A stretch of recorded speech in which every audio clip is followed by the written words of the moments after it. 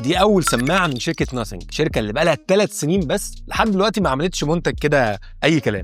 دلوقتي دخلوا في مجال السماعات، كفر محترم قوي ووبر كده.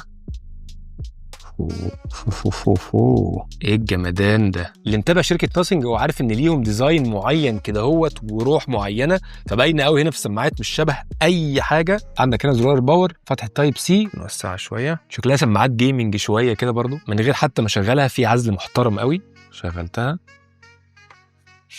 تكييف سكت خالص، نويز كانسليشن عالمي. التحكمات هنا في الصوت مش بزراير بتدوس عليها، لا بتلفها كده زي العجله يمين شمال عشان تعلي او توطي الصوت، وبرده بتجيب الزرار اللي تحت دوت يمين او شمال عشان خاطر تشغل الحاجه اللي بعد كده. كل ده واكتر تقدر تتحكم فيه من الابلكيشن. شغل السبيشال اوديو اللي هو بتحس الصوت 360. البطاريه مكتوب انها تديك 50 ساعه او 30 ساعه لو انت مشغل نويز كانسليشن. الصوت نفسه بقى عاملينه بالتعاون مع شركه اسمها كيف او KEF، شركه صوتيات مشهوره بتعمل سبيكرز عاليه جدا وانظمه صوتيه في عربيات زي لوتس. انا منبهر بالكواليتي جدا، بالنسبه لان دي اول سماعه يعملوها فممتاز. نزلت النهارده بشكل رسمي، وهحط لك السعر بتاعها في اول كومنت، وتنساش تعمل فولو عشان ما يفوتكش حاجات جديده زي دي.